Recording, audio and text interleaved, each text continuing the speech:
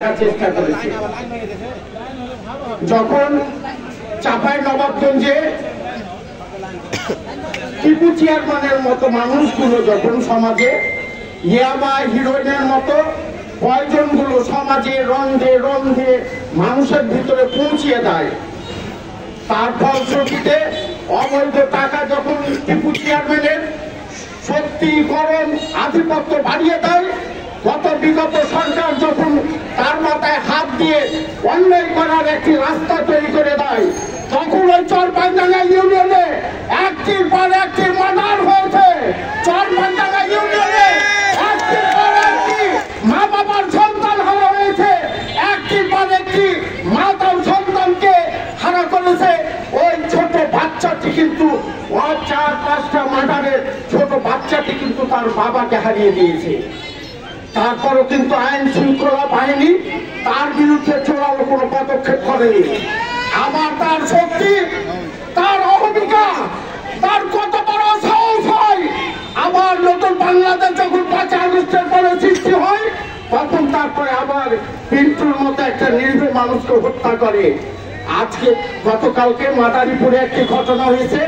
আমরা চিন্তা করি কিভাবে এভাবে সম্ভব হয়, যেখানে নবাবগঞ্জে টিপু চেয়ারম্যানের মতো মানুষগুলো অবৈধভাবে ক্ষমতার কাপড় দেখিয়ে মাদকের ব্যবসা করে মাদকের গডফাদার হয়, যেখানে বিগত সরকারের ডাইরেক্ট হাত থাকে মাথার উপরে, সে ধরনের টিপু চেয়ারম্যানরা তার রাস্তা পরিষ্কার করার জন্য বাংলাদেশের নিরীহ মানুষগুলোকে একটির পর একটি 4টি হত্যা করেও এখনো টিপু চেয়ারম্যান জেলখানার বাইরে।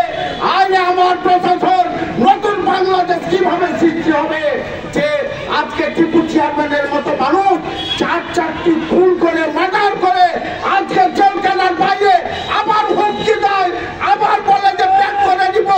ওই টিপু চেয়ারম্যানকে যদি 24 ঘন্টার ভিতরে গ্রেপ্তার না করা হয়, প্রশাসন আপনাদেরকে বলে দিচ্ছি, আমরা চরপাইডাঙ্গা ইউনিয়ন শুধু নয়, নবাবগঞ্জ জেলার 45টি ইউনিয়নের সর্বসাধারণ মানুষকে নিয়ে আমরা যে নতুন বাংলাদেশ করার স্বপ্ন দেখেছি, আমরা সবাই ডিসি অফিসে এসে ঘেরাও করব।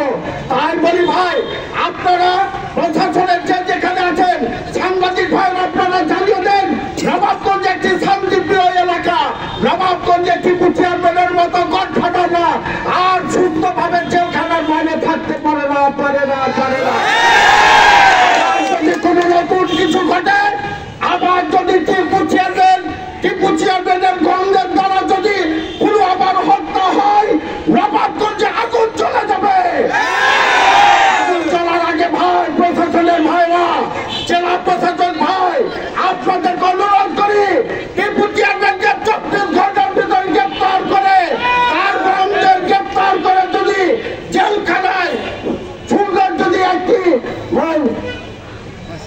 আইডিয়া ফাঁসি না হয়, তাহলে বলে দিলাম নবাবগঞ্জের মানুষ যেমন শান্তপ্রিয় তেমন গরম হতে বেশিক্ষণ লাগে না। আর 24 ঘন্টা সময় দিলাম, টিপু চেয়ারম্যান এবং গণদেরকে গ্রেপ্তার করে জেলখানায় ভরুন। নবাবগঞ্জের মানুষকে একটি শান্তিতে থাকতে দেন। এই বলে আমি আমার বক্তৃতা শেষ করছি।